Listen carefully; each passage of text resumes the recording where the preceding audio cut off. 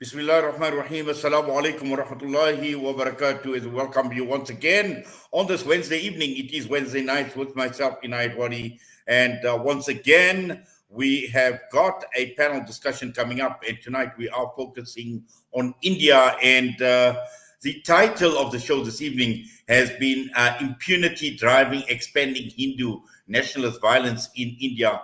Now, many of us will recall that the last few weeks we've seen so much taking place on social media.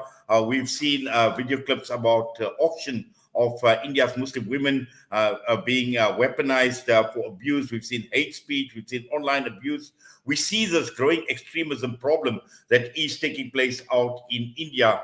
Now, when we look at India, and historically, this is a country where people coexisted for thousands and thousands of years. And when one looks at the history of India, going back well over 1,000 years, from the Gauri kingdom, the Gauri Empire, we've seen so many other empires over the years. We've seen the Lodi Empire, we've seen the Mughal Empire, we've seen even the British Raj. And until 1947, when the end of British imperialism had taken place, and we've seen a whole host of Indian prime ministers from the time of Jawaharlal Nehru from 1947 right until 2014 when Narendra Modi was elected.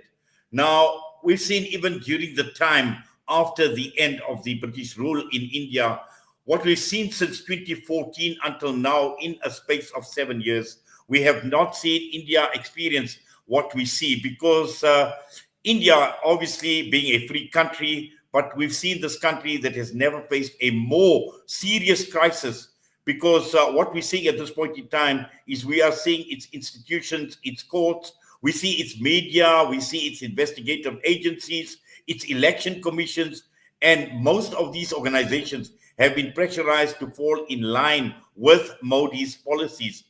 Now, this is a cause for concern because together with the BJP and the RSS, the past 6 years or so, we saw the poisoning of the public discourse. We've seen politicians, we see indoctrinated media outlets, we see squadrons of social media trolls polarizing, demonizing all day long. And to the extent where we see all this hate speech, we see this online abuse, we see minorities being targeted.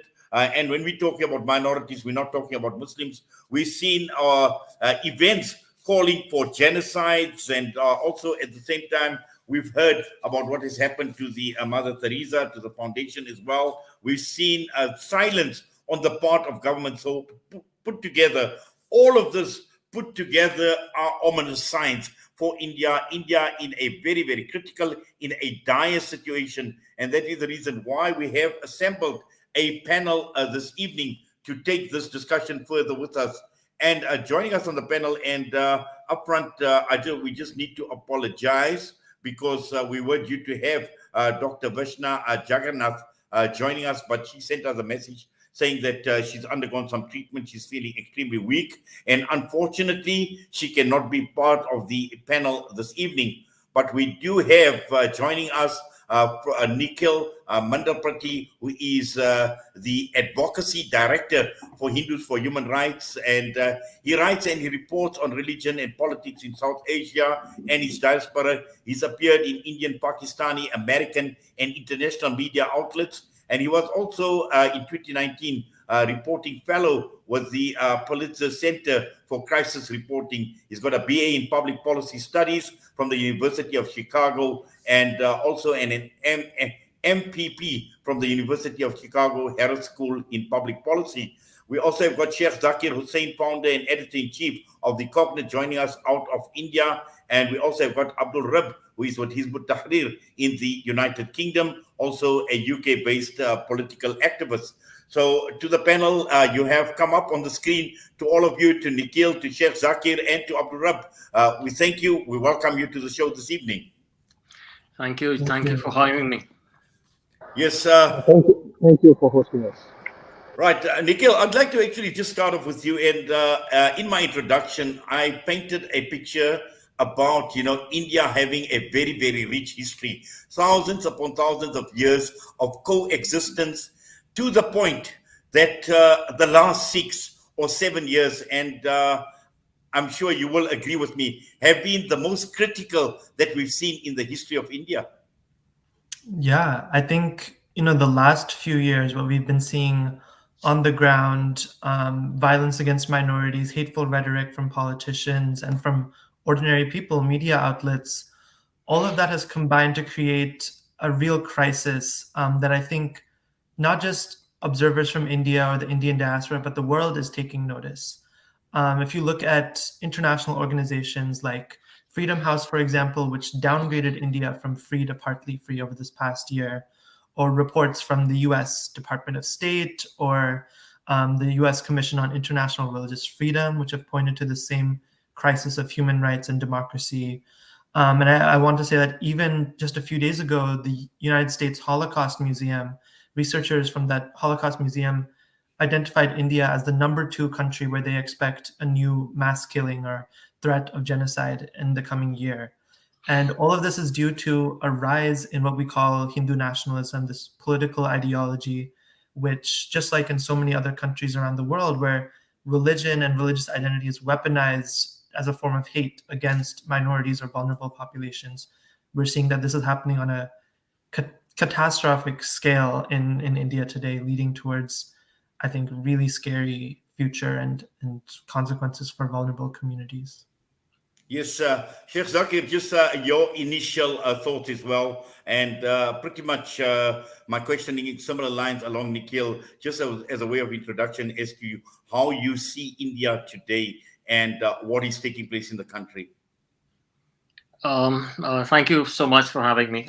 Like Nikhil explained, what's happening in India for the past 6 to 7 years since the current regime has taken power is that minorities living in fear, especially the Muslim community, and now for the past couple of months, the Christian community across India has also been the target of this murderous ideology that that has become mainstream in Indian society today. For what we've seen over the past 6 to 7 years is tens of people being lynched just because they belong to a certain community, because they have a certain dietary habit. We have policies being made which targets the Muslim community. We had 2 years ago, just before the pandemic, the CAA and NRC, which sought to exclude Muslims coming from different countries, citizenship to these Muslims. And there was also the government also wanted to do a survey of all the citizens in India, which specifically targeted the Muslim community. And there was widespread protest against this. And the government responded with arrests, with fake charges against the activists who took to the streets to protest against these policies. So that's what that's been going on for the past few years. I mean, there's a sense of fear. There's a sense of we've lost a sense of belongingness. There's an existential crisis that the Muslim community is going through, where people are questioning our own very existence, our contribution to the country, and they are questioning our patriotism, and and people are questioning if we actually belong to this country at all. So that's the crisis that we are currently facing in the country. Shukran for that. And Abdul Rab, just to bring you into the discussion now, I know you are very well versed on Indian issues. You've spoken regularly on matters of India and Indian related issues, and just your assessment, your analysis on how you see the developments in India.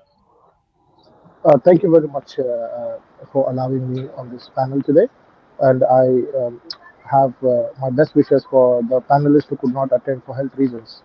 Now, coming to the topic, I have a very slight different take on what Nikhil and Zahir said about the Indian thing.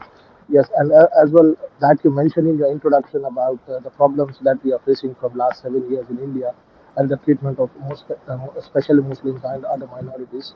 I think what has happened is the emergence of RSS BJP led government has exposed the system, which was having this problem from the post partition times of India. but it was regularly being brushed under the carpet. And they were. It is not like we are having a tough time in India just from the last 7 years. No, right from the post-partition, the Muslims have been facing the stick via different programs. Jammu massacre happened, and then Operation Polo in Hyderabad, and there are n number of programs that have happened under the watch of Congress, which was not so much extreme like what we have in BJP.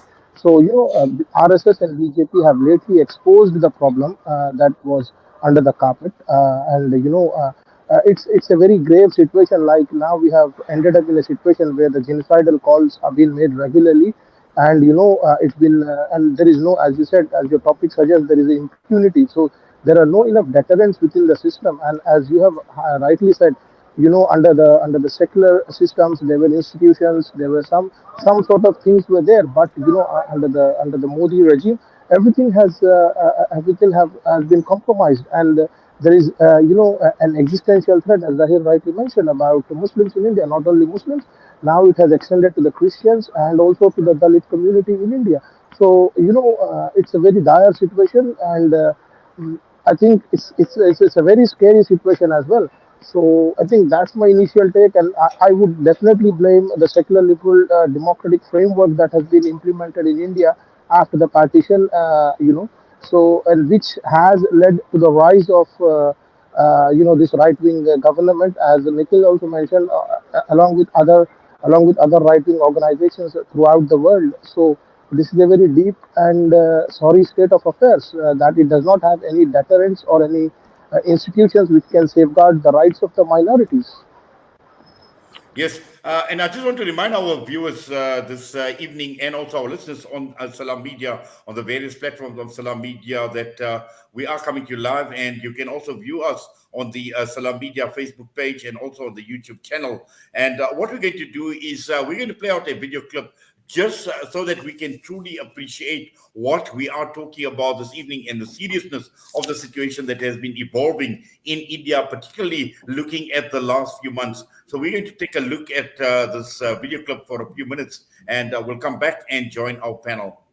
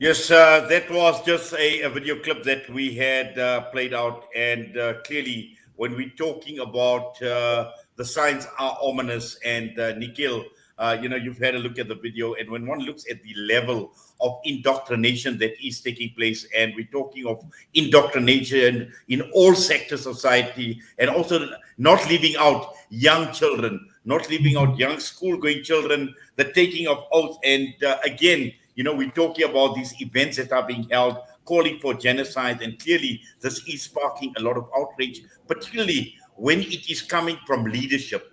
When we're talking about religious leadership and we talk about political leadership, Nikhil. Yeah, absolutely. And I think it's important to note that at this so-called religious parliament, this gathering of Hindu extremist religious leaders, there were officials from the ruling party in India, the BJP, who are sitting in the audience, Ashwini Upadhyay, Udita Tyagi.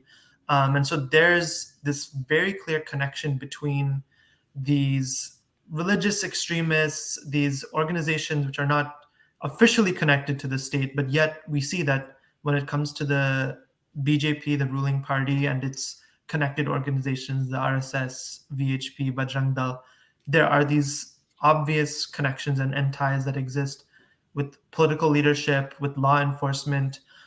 There was a video that went viral, shortly after this conference, where, in response, some Muslim leaders in India filed a police report against the comments that were made in Haridwar. And in response, some of these conference speakers also went to the police station and they filed their own counter report. And there's this horrifying clip where one of the speakers, this Pooja Shakun Pandey, she says to the police officer, we hope you'll do your job and treat people equally. That's what your job is to do. And then another speaker says, why would he be unbiased? He'll be on our side. The police officer will be on our side. And the whole room burst into laughter along with the police there. So we see that there is this deep complicity and support from, like Abdul said, of these state institutions, police, the courts, government, that are all supporting in one way or another this genocidal statements, these bigoted, hateful sort of rhetoric, which is having real consequences on the ground.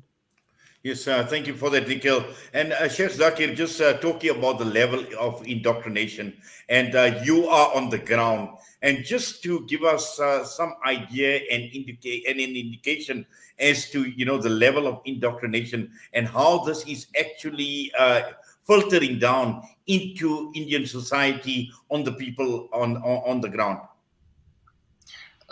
Sure. See, what happened in Haridwar, that's the place where this conference, the 3-day conclave, took place. This was basically religious leaders calling up the majority community to take up arms against the minority, which is the Muslim community. This was a call for genocide. This was a call for slaughter. This was the call to go against the government. This was the call against everything that the country stands for. This was basically, more than anything, this was a call to kill, call to arm themselves to kill another set of people, their own fellow human beings. Right.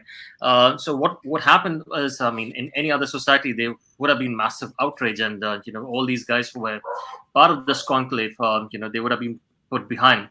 But the absolute silence from the government, the fact that even despite almost a month, there has been no action taken against these people, just shows the complicity of the government. That's what this silence actually means. And on the ground, what we have seen is immediately after this, there has been from the same set of people, because there has been no action against these people. They've been calling for more such conclaves. And in fact, just yesterday, Yati Saraswanand, the one who actually organized this entire conclave, the most notorious of them all, he has called for another such conclave in different parts of the country, where we are sure that similar calls would be given. And apart from that, we also know that there was. I'm sure you also mentioned at the beginning of the introduction that there were apps. There were websites and applications that were made where Muslim women, pictures of Muslim women and names were put up for sale, for auction. That's the kind of abuse that Muslim women have been going through, and even at the larger scale, right?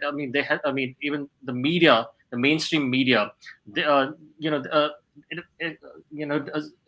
except for a few reports here and there, the large mainstream media, the television media, there has been absolute silence in terms of covering these events. And on the ground as well, barring a few protests here and there from the civil society, who usually come out on the streets for any conduct protests, the larger section of society, there has been absolute silence from them.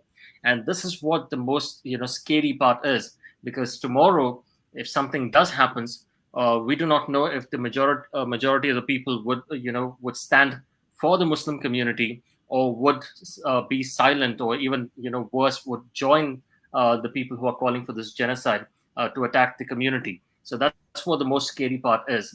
For the absolute silence from the government, the silence from the majority of the majority of Indians. This is what's disconcerting. Well, it certainly has to be concerning. And Abdul Rab, as you mentioned, what this has done over the last 6 years, or the Modi government has basically exposed what has been swept under the carpet for a very, very long time.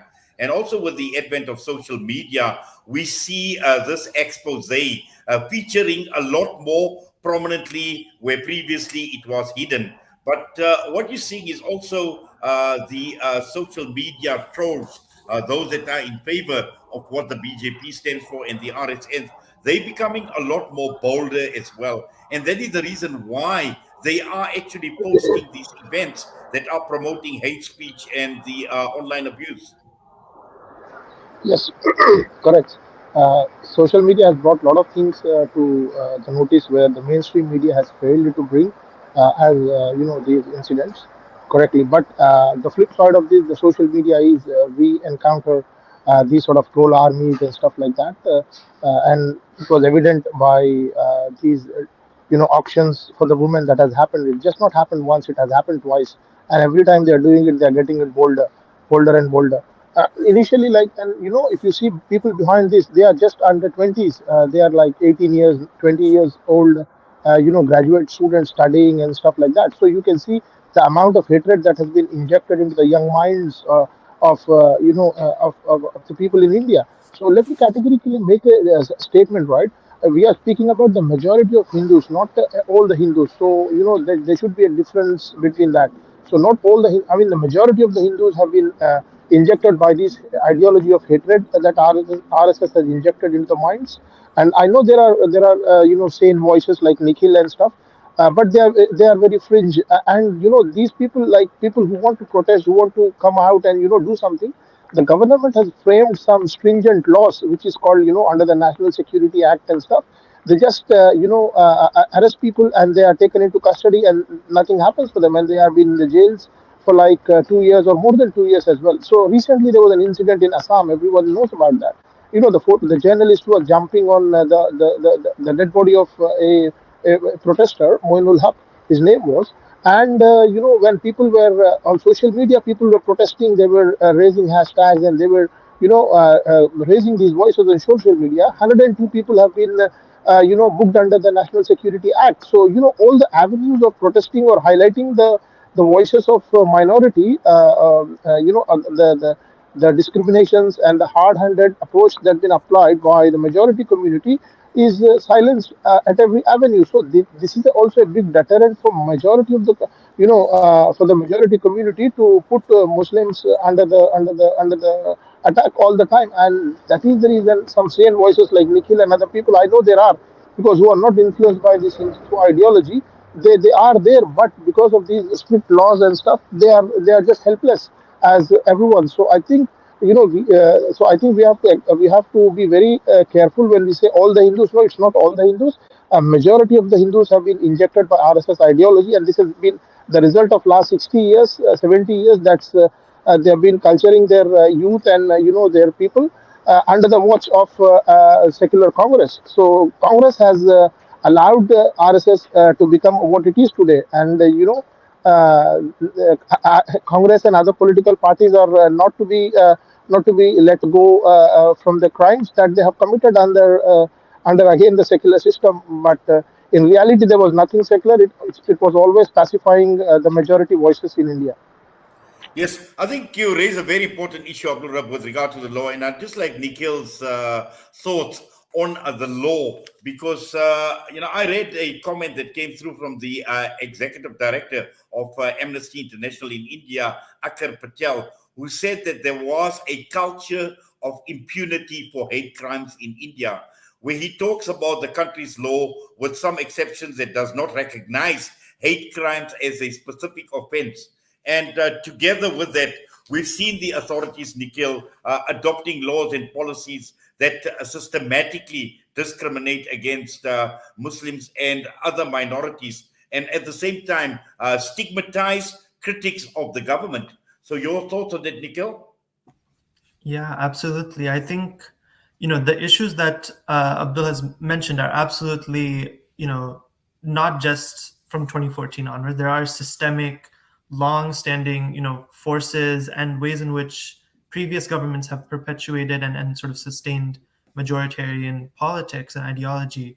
But I will say in the last few years, since 2014 and Modi government taking power, there has been a slew of new legislation that is targeting minority communities in very explicit ways, in ways that we have not necessarily seen in the past. Laws that are targeting, young people who are in interfaith marriages, for example. There has been this massive wave of anti-conversion laws, they're called, passed across India, which are criminalizing. If you think about the couples that are targeted by this law, these are young people in their early 20s, usually, who are facing a lot of social stigma and pressure from their own communities, who are in interfaith relationships. And now the law has come down on them as one more way to sort of persecute and target these people. Another panelist mentioned the CAA NRC. That's another very important and very controversial law that was passed that was also targeting Muslims. And then not just Muslims, farmers and students and activists, everyone has been hit in a certain way or another by different legislation that the BJP has passed. And I want to draw attention to one particular law, the UAPA, which is supposed to be, branded as an anti-terrorism law, but has in effect over the last few years been used to jail countless students and academics and activists and everyday people who are speaking out against hate and violence. And so there are so many individuals who have been persecuted under this law and left to sort of rot in jail and actually die. We know that Father Stan Swami is one example of a activist who spent his life working for indigenous Adivasi communities and Dalit communities, and he was jailed under the UAPA with 16 others in the Bhima Koregaon case. He contracted, COVID in prison. Unfortunately, he actually died, and he's just one example of the many, many people who are still in jail just for tweeting, just for speaking, their voice in a peaceful manner. And so what we're seeing is the freedom to dissent, the freedom to speak out against these laws.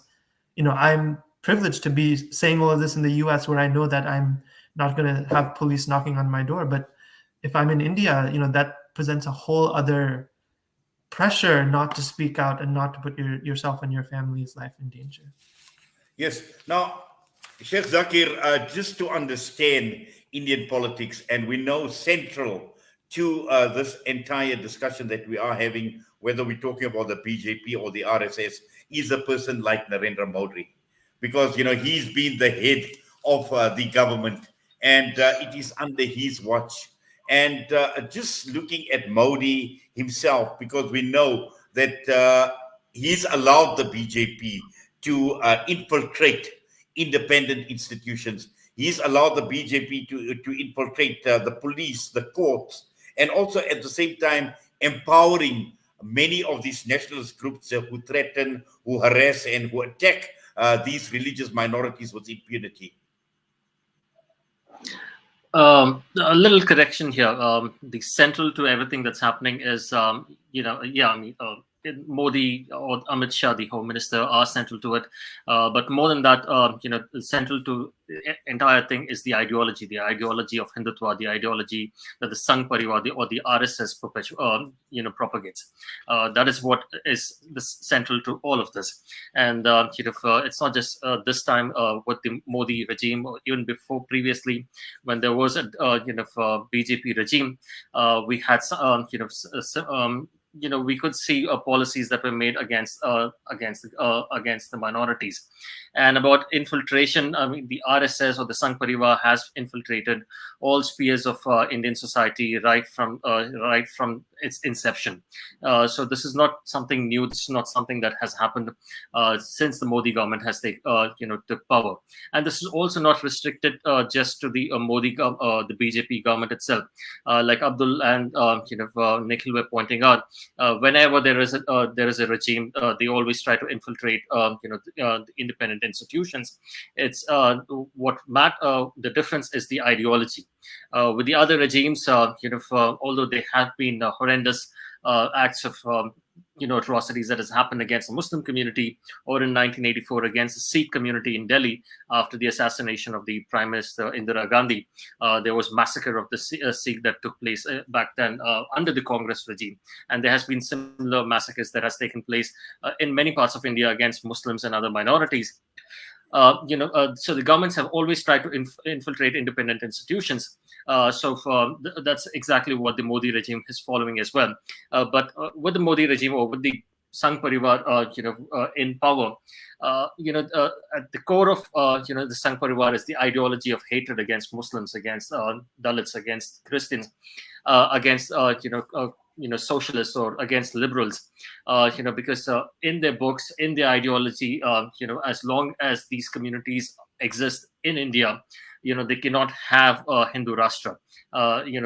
Even during the British time, even when Indians were fighting in the independence war, the RSS, the Sangh Parivar, said that our enemies are not the British, our enemies are the minority Muslim and the Christian community and the social and the communists. They are the and they asked many the majority community to stay away from the freedom struggle and instead to focus on these communities, because they said that these are the real threat.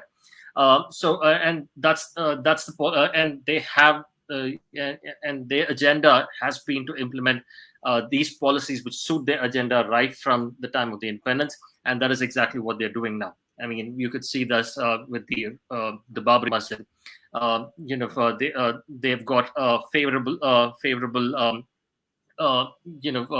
order from the Supreme Court, which has which basically has given the rights of the Babri Masjid lands to the Hindu majority community to construct a Ram temple, or like Nikhil mentioned, the anti-conversion law, which is popping up in different states, including the state that I'm part of, the Karnataka state, where converting to a different religion has been criminalized, or even the beef issue. I mean, in many states where the BJP is ruling, consuming consumption of beef or slaughter of cattle has been criminalized, and with huge penalties and in prison term for almost 10 years. So these are the kind of policies that the BJP is coming up with. And going forward, I mean, and they still have many more to come, including the Uniform Civil Code, which would take away the rights of Muslims or other minority communities to practice their religion, in their personal affairs. I mean, how we conduct our marriages, how we conduct our divorces, how we conduct our personal affairs. The government wants to interfere in all these spheres. So that's what they're doing. So one thing we need to understand is the government is implementing policies, and these organizations like the RSS or the Bajrang Dal or the VHP, which all consist the Sangh Parivar, they have the government has let them loose. To do what they just did, or it could be the hate conclave that they did, or or the lynchings that happens, or the killings that's happening. You have one side the government implementing these anti-minority policies, and on the other hand you have all these groups going on killing people, giving out hate speeches, or even creating apps like the the apps which degrade Muslim women, put them up on sale. You all have these entire army of troll army on Twitter and social media, which targets Muslim women, Muslim men, day in and day out. This is exactly what's going on. And the government doesn't want to do this, so they have let loose all these people to do what the government cannot do. Yes, and also, Abdul Rab, we are talking about ideology, and I just want to just your thoughts on what Sheikh Zakir has been saying, because together with the ideology, we've seen right-wing governments rise, spring up right across the entire world. We've seen it in many parts of Europe. We've seen it now in India, but it does appear as if the Indian government has taken, this ideology to a completely different level, where one looks at even the type of language, and Nikhil was speaking about conversions. But when we see a leader saying that, behead those who come for religious conversions, going to that extent, and the type of language that we see, and all at the end of the day, and as Sheikh Zakir mentioned, to achieve this ideology, the Hindu Rashtra that has been spoken about recently, and that seems to be featuring a lot lately. So just looking at this ideology and how far the Indian government has taken this compared to other right-wing governments around the world. Yeah, thank you very much. Let me just get back into this issue. Let me go back into the history as well. As you, in your introduction, you mentioned about, the Muslims and the Hindus were living peacefully. They were coexisting in India, and everything was fine until, even though the Muslims were in the ruling the Indian state for around 800, 700 years, 800 years history of Muslims in India. So everything was okay. The GDP was good. The GDP was over 24-25% of the world GDP. There was prosperity in the country. There was harmony. There was coexistence was happening. Everything was fine until the British landed. Until the British landed with the colonial project, and things went haywire actually. When the Muslims were ruling India, in Islam we have a concept of minority rights, and we respect their rights and we give them those rights because Islam asked us to do that.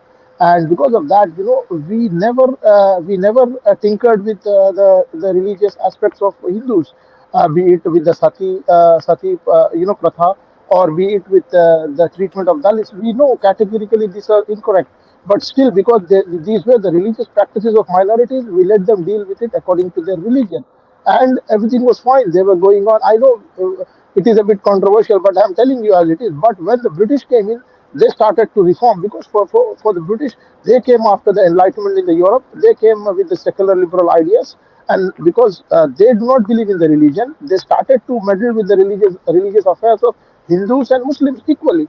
So what has happened is that has created a cultural anxiety among the Hindus. And when British left, they left this cultural anxiety among the Hindus, stating that, once we go, these Muslims will dominate you, they will do this, they will do this, blah blah blah. And there was a two-nation theory propagated by, as Zahir said, about the Hindutva elements. So and then when British were there, when they were playing around with the cultures and the traditions of Hindu religion, there were reformers in their community, like Raja Ram Mohan Roy and other people were there who were reforming the religion according to the liberal framework, which was given by Europe.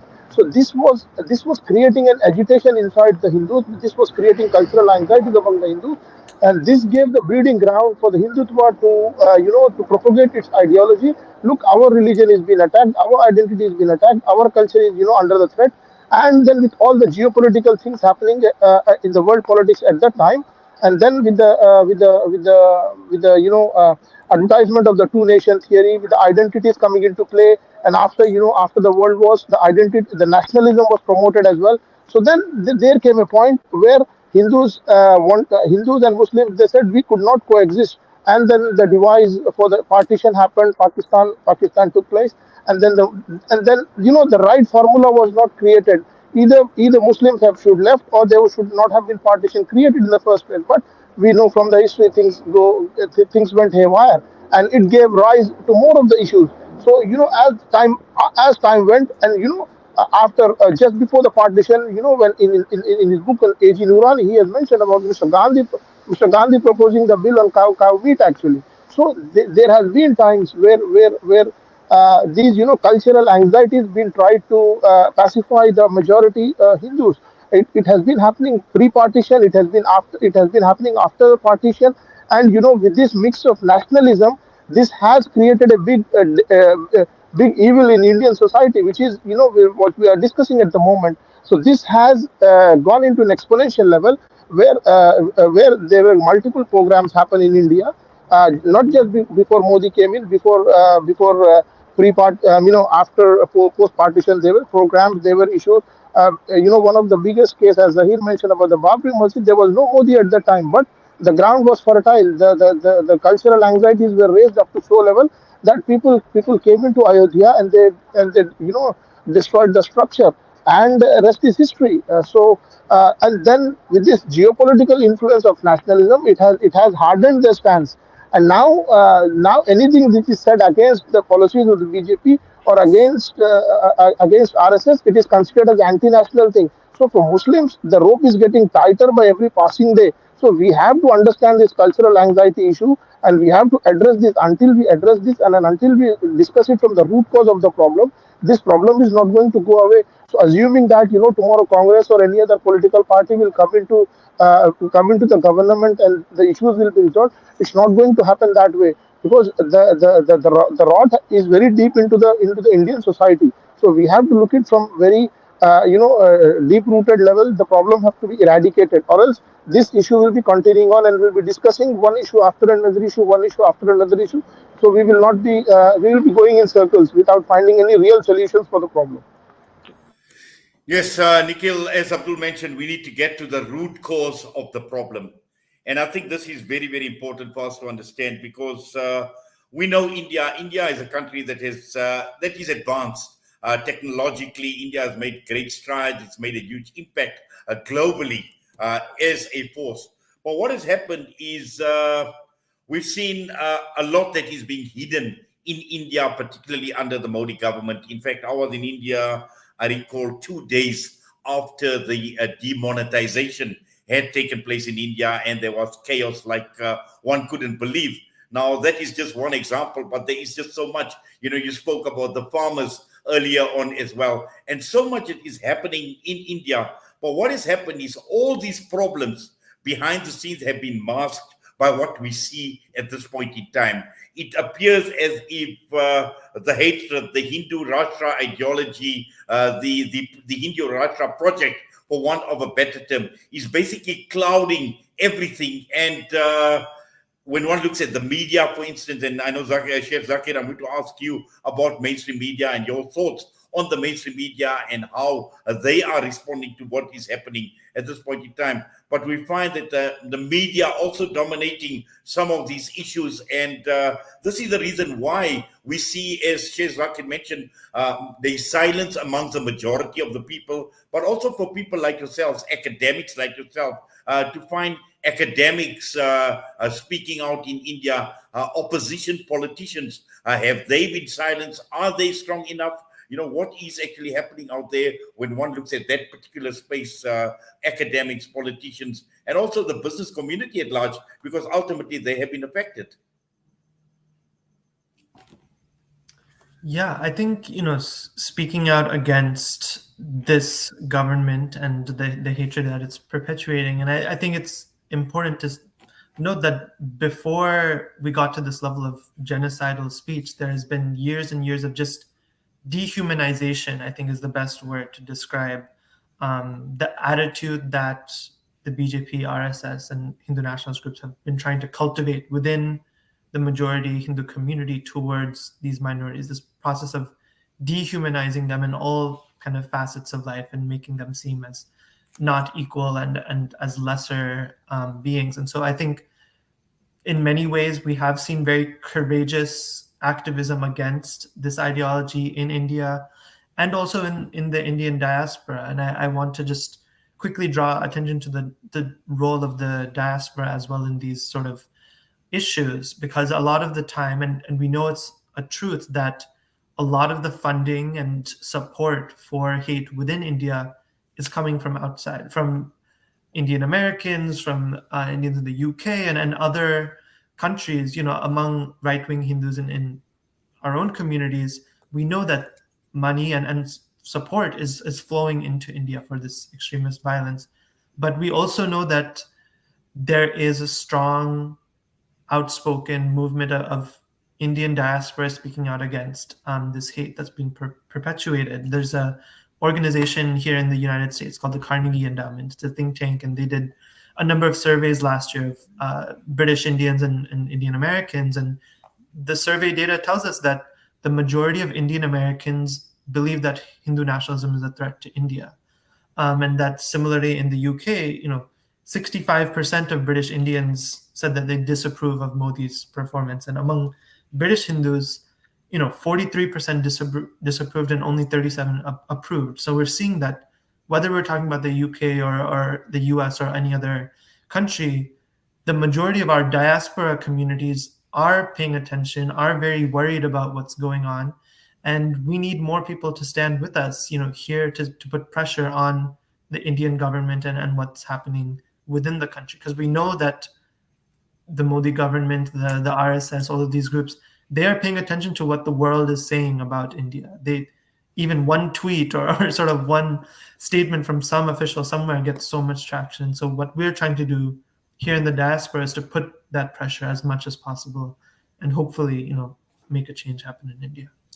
Yes, gentlemen, we're going to go for a quick break. We're going to need to pay a few bills. We're just going to go for a quick ad break, and we'll be back in a few minutes.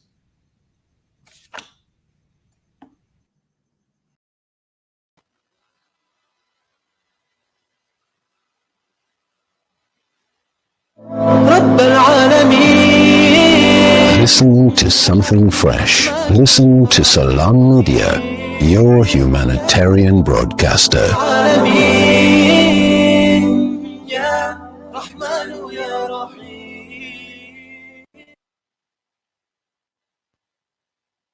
Africa. As the crisis in Palestine continues, the Africa Muslims Agency teams are on the ground facilitating emergency food and medical assistance to the affected families. Donate 15,000 rand or any amount and help the people of Palestine. Call AMA now on 083-251-9376 or donate online at africamuslimsagency.co.za. Africa Muslims Agency, inspiring the spirit of giving.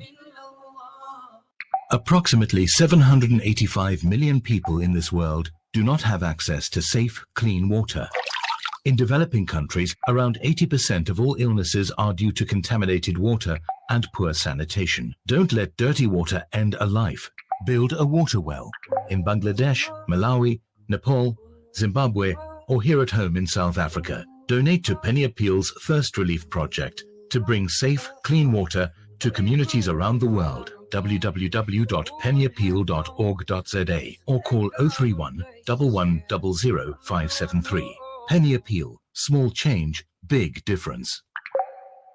With over 80 years of experience, IG Hussein and Company are renowned for their quality Islamic wear and goods. IG Hussein and Company stock a variety of Islamic items, musallas, kitabs, Medina dates, perfumes and exclusive gifts. We guarantee you a unique and friendly shopping experience for the entire family. Visit our new branch in Overport at 202 Kenilworth Park, Brickfield Road. Open 7 days a week with ample parking and wheelchair friendly. Like us on Facebook or Instagram at IG Hussein for our latest promotions and updates. IG Hussein and Company, your Islamic lifestyle. Rejuvenating media day by day. This is Salam Media.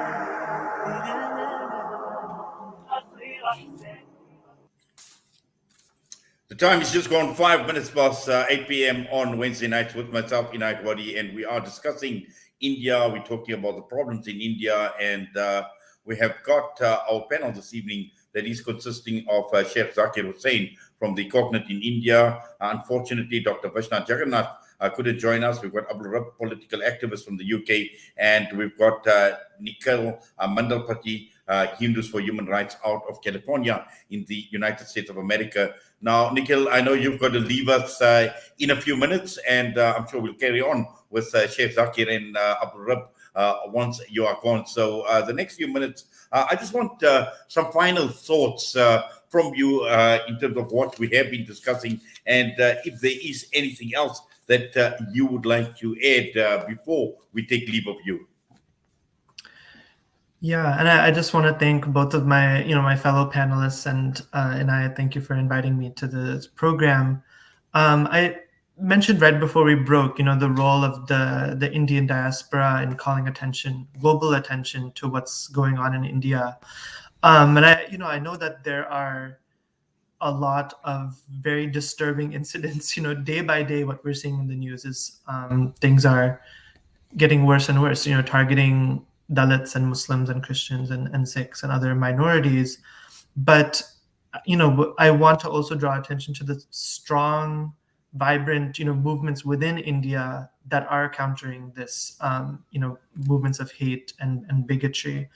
And it's due to the work of young people, young Muslims, women, Dalits, Sikhs and Christians, that there are these vibrant citizen movements that are speaking out in different ways, risking their lives in many instances against this hate and dehumanization of vulnerable communities in India. And so I'm obviously very worried and distraught about what's going on, but then I also remember that we recently had a major victory with the farmers movement in India, where they successfully got the Modi government to repeal 3 of these laws, which are seen as very exploitative. And although we have lost some political prisoners like Father Stan Swami, others like Sudha Bharadwaj are able to at least get out of jail, if not completely be completely free.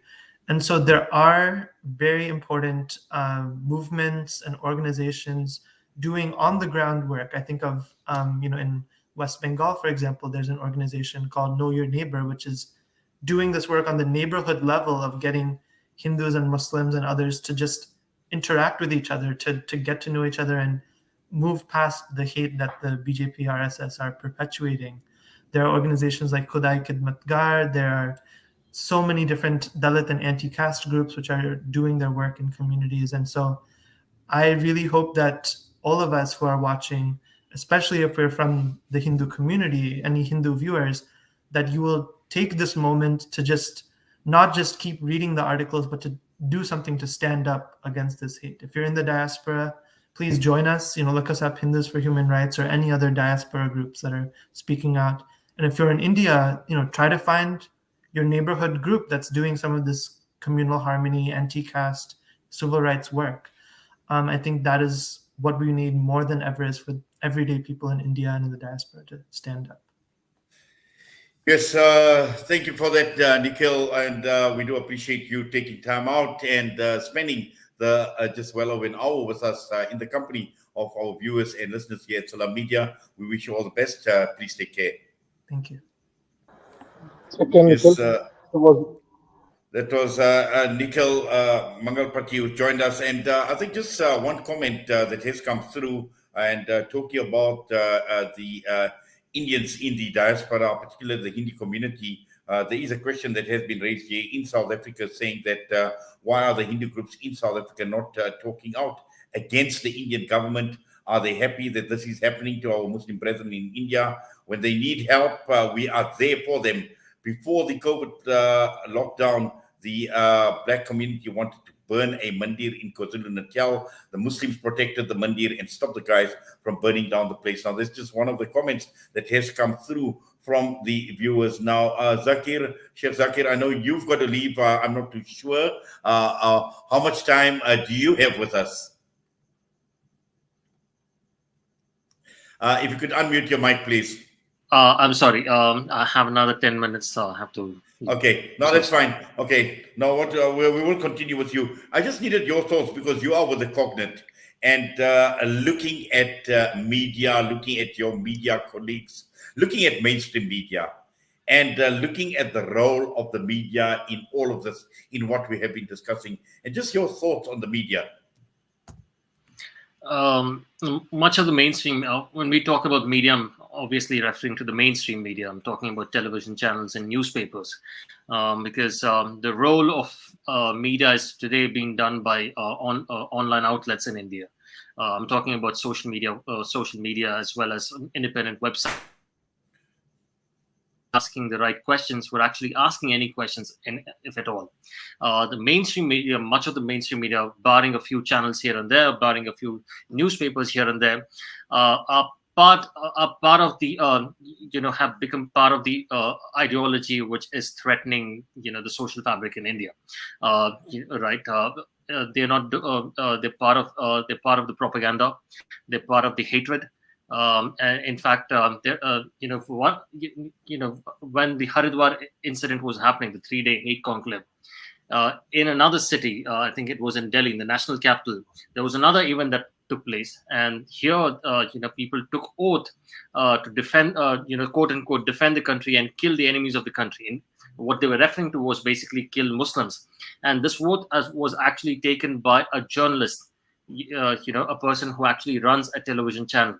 Suresh Chawanke, that's the name of the journalist who was doing this. And you have these journalists who taking oaths to kill Muslims. You have these journalists on prime time giving threatening calls to Muslim community, who join the bandwagon of the Hindutvawadis to threaten the community. So this is what is happening. One of the questions a lot of people ask is, why are the majority community not rising up against this? The fact is, the majority community, even today, despite the social media, despite everything, online outlets, the majority of the people in India, I'm talking about Muslims and Hindus, their source of information, their source of news, even today, are the mainstream newspapers, are the mainstream television channels. And when an incident like Haridwar happens, and when the majority of these news channels do not air it, do not cover such an incident, which means they're depriving the country from having access to this kind of information. When the majority of people do not know that these things are happening, they would be silenced. I mean, this is part of the problem. I'm not telling that this is the only reason why people are not speaking out against it, but this is definitely a problem. For example, my parents don't have access to internet. For them, the only thing that they rely on is television channels. And my parents, I mean, Muslim parents too, do not know that such an incident happened until I went and showed this on computer, on my mobile phone. So this is the kind of role the media is playing today. It's a dangerous thing. Most of the newspapers, most of the television channels have either been brought out financially, or they have inclined towards the regime ideologically, or sometimes it's actually dangerously, it's both for the financial incentives that the media receives, or because of the ideological reasons, or because of the threats or the consequences they might have to face if they are not inclined with the regime or with the ideology which is in power today. So that's the role the media is playing. And this, I mean, as I said this again, I mean, I also need to mention about the role the independent media is playing, or activists on social media are playing. For example, the Haridwar event, it would have gone unnoticed if not for social media influencers and independent journalists who are working. If not for them, if not for the fact that they took out the pain to put this out, and they started tagging everybody in the world, celebrities, politicians from across the world. If not for their efforts, this event would have gone unnoticed. We wouldn't have known what's happening. So it's these independent journalists, it's these independent news outlets which are doing commendable work here. And but unfortunately, their reach is quite minimal, because India, I mean, it's a huge country. Not everybody has access to these things. Not everybody speaks English. So independent media doesn't reach out to everybody. Yes, and considering the number of people, India has got a huge population, so obviously that makes that's an added problem to the issues that you have been speaking about. I know you've got to leave us as well. Final thoughts from you, Chef Zakir? Well, apart from being a journalist, I mean, primarily I'm a Muslim, right? I mean,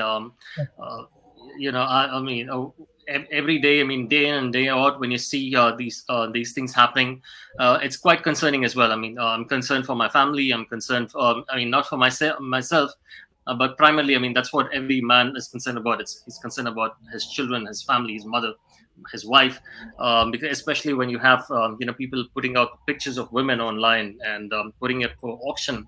In fact, I mean, some of the women who were put out for auction, these are 67-year-old women. One of the women was a 67-year-old woman. One of the other women was a mother of a person who has been missing for the past 4 to 5 years, and she's been out on the streets asking questions to the government to find her child. These are the kind of women who have been put out on sale. I mean, when you see this, I mean, it's quite disconcerting. But I mean, the only hope that we have, of course, as a Muslim, my hope is with Allah subhanahu wa ta'ala. And I mean, that's what, which is, that's the strength that and not just me, but the entire community derives from. It's from Allah and the promise of Allah. But apart from that, alhamdulillah, apart from that, we also have hope from our fellow citizens in the country. I mean, there is a large section of, I mean, I'm sure, I mean, like, was mentioning, there's a large section of the Indians who have been indoctrinated by this murderous, I mean, this ideology. But there is also a section in India which which is standing for the Muslim community, which is standing for what is right. And this is what we I'm sure that together. I mean, although I mean. I don't know how long this will take. This is a long struggle for the Muslim community or for any other community which has been on the other side, which has been targeted. But I'm sure that if we with the faith and together with the other communities, we should be able to withstand this and resist this, inshallah. Well, Jazakallah khairan so much for that and for your time as well. We make dua for your safety, for that of your family and everybody else as well. And as always, Sheikh Zakir, we know you take time out and we appreciate you taking time out and talking to us this evening here on Salam Media, inshallah. Assalamu alaikum wa rahmatullahi wa barakatuh. Can I give him a message before you go?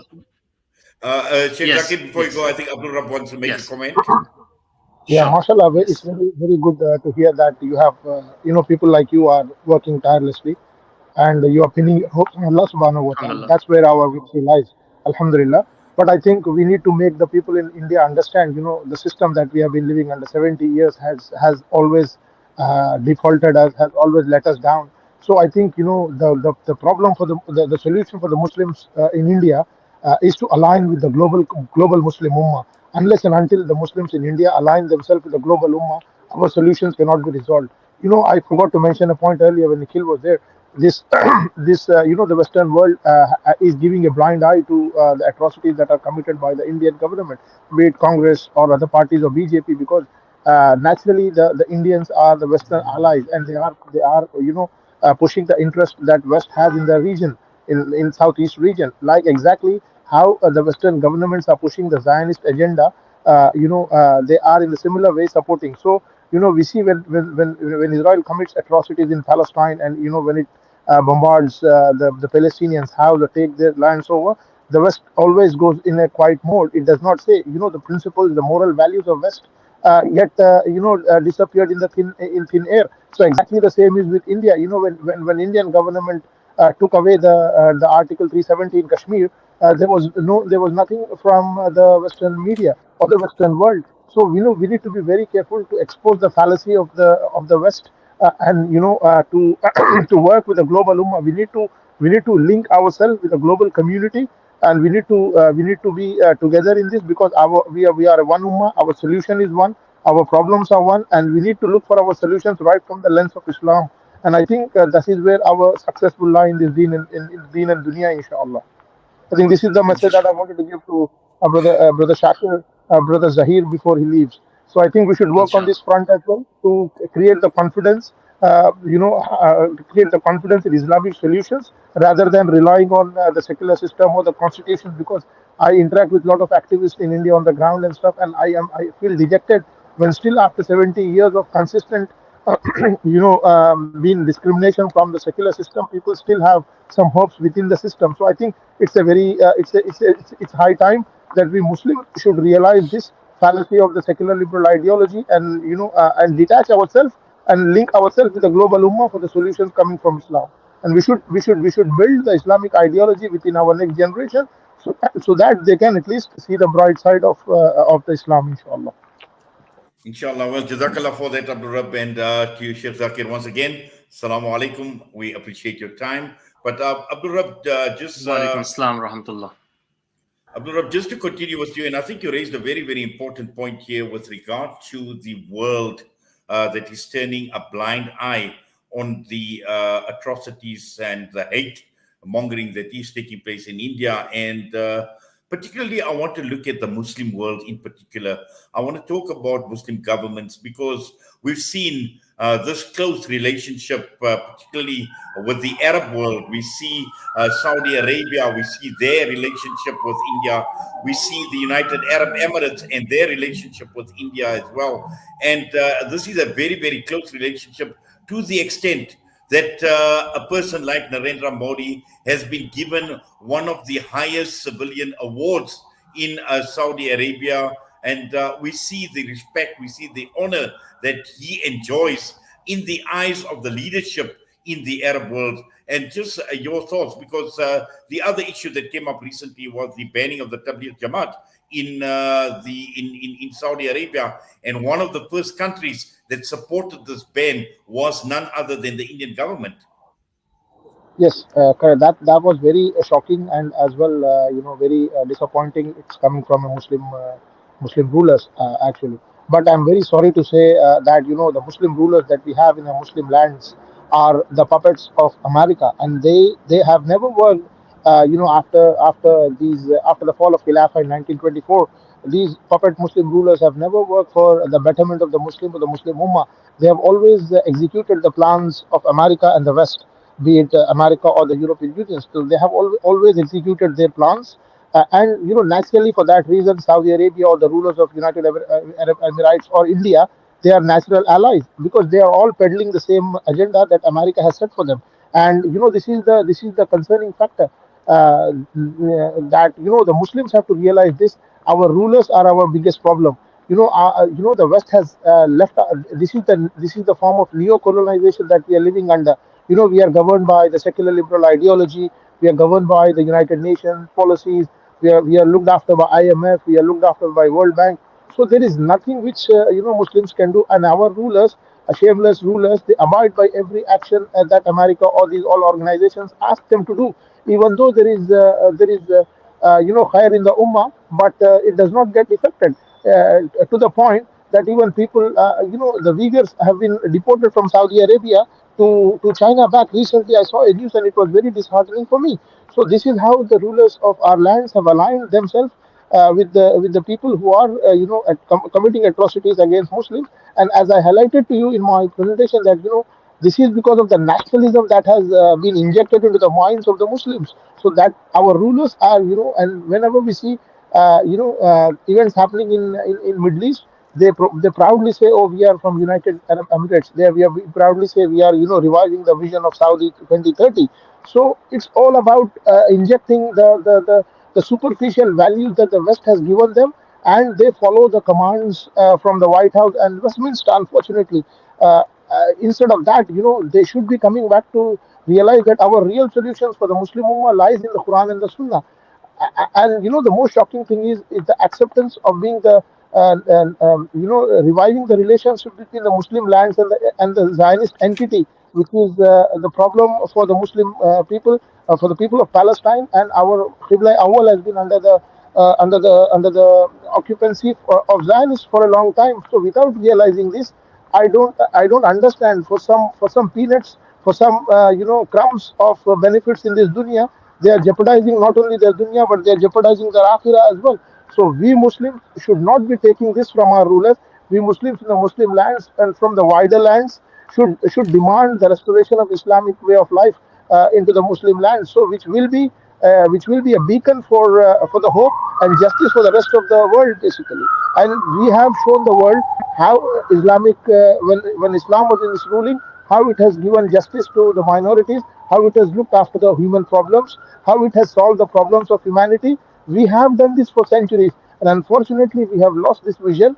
So we have to come back to Islam so that we can take the rahmah of Islam to the rest of the mankind. We can see the problems, economic problems are there in the society. We can see the injection of social evils, like the LGBT and all those sort of things, which is a very high thing, being injected by the Western liberal values. So this is taking humanity again back into the days of Jahiliyyah. So Islam is the light which gives hope to the society, which presents solution to the mankind, which gives dignity to human beings, which safeguards the life, which secures the interest of everyone, not only Muslims but everyone. I think this call is missing from the Muslims today.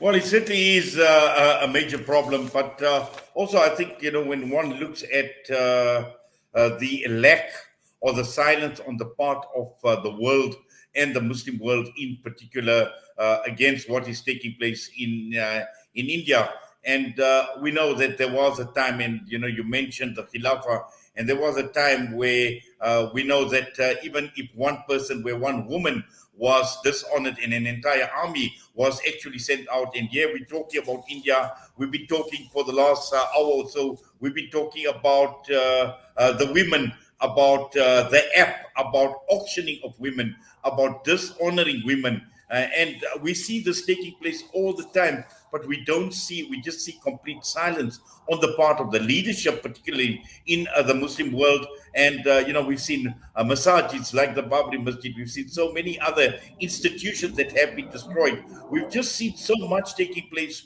And that silence at this point in time is deafening now. Abdul Rab, just looking at us as a Muslim Ummah, we see what is happening, and not only to Muslims, but also the other minorities, because in Islam, we are ordered to speak out against injustice, against oppression that is taking place. What do we do, those of us who are outside of the reality that the people of India or the minorities in India find themselves in?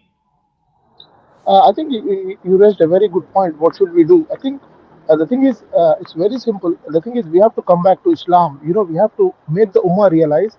We have to give the Ummah the confidence that, all our problems, all our solutions for all our problems of humanity lies in Islam. We have to show them that how Islam can resolve the problems. And Islam has not come to solve only the problems of Muslims, but it has come to solve the problems of humanity as well. So we have to give them the confidence. Again, we have to expose the secular liberal ideology that is dominant in the world today, and we have to present Islam as an ideology of life. This is the thing. Our masajids don't propagate Islam as an ideology. They just propagate Islam as a religion, which has got some spirituals and some morals. No, Islam has got a complete political system. Islam has got a complete economic system based on the Quran and Sunnah. We have a system, and we have seen from our glorious history that 1300 years we were living under the Khilafah. Yes, there were some good rulers, there were bad rulers, there were misapplications, but still the system of Islam was there, where people prospered, where people were given the dignity of a human being, was given a dignity of human beings. Contrary to that, in secular liberal system, the system divides you into majority and minority sort of thing. In Islam, we don't divide our citizens. In Islam, we have got a concept of citizens. There is a hadith, beautiful hadith of Prophet sallallahu alaihi wasallam, which says, I'm just paraphrasing that for you. If a Muslim harms a Zimmi, he has harmed me.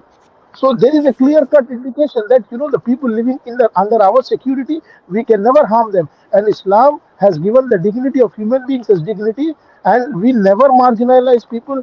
We never give trouble to the non-Muslims. We treat them as equal citizens. Yes, based on the belief they are Zimmi, we are Muslims. So we have got strict rules how to deal with people, non-Muslims, how to deal with Muslims. So this system, this secular liberal democracy divides people into Hindus, Muslims, majority, minority, whites, blacks, and then it creates those fractures in the society where people cannot live with peace and tranquility. And you can see that happening not only here, even in the UK. There was this system has created so much of insecurity that the Brexit has taken place. The immigrants were seen as culprits here, and the whole campaign was run back of that, and those people are being treated as some outcast by the majority people in the UK, and then the whole thing was run, and the Brexit happened, and we know the rest is history. So in Islam, that is not the case. In Islam, we will give due right to everyone living in the Islamic state. So that is to be considered. That confidence should be given to Muslims. We should show the fallacies of secular liberal ideology, and we should present Islam as an alternative way of life to not only Muslims, even to the non-Muslims as well. Well, Abdullah, Jazakallah khairan so much for that, and for your time with us this evening here on Salam Media, for taking time out. We appreciate, we thank you. We make dua that Allah accept your efforts and your time with us this evening. Assalamu alaikum wa rahmatullahi wa barakatuh. Wa alaikum assalam. Thank you very much for inviting me. May Allah give you khair. I mean, Abdul Rab, UK-based activist with Hizbut Tahrir with us, and that basically brings us to the end of the panel discussion. It's just unfortunate that we were unable to have Dr. Vaishnav Jagannath with us.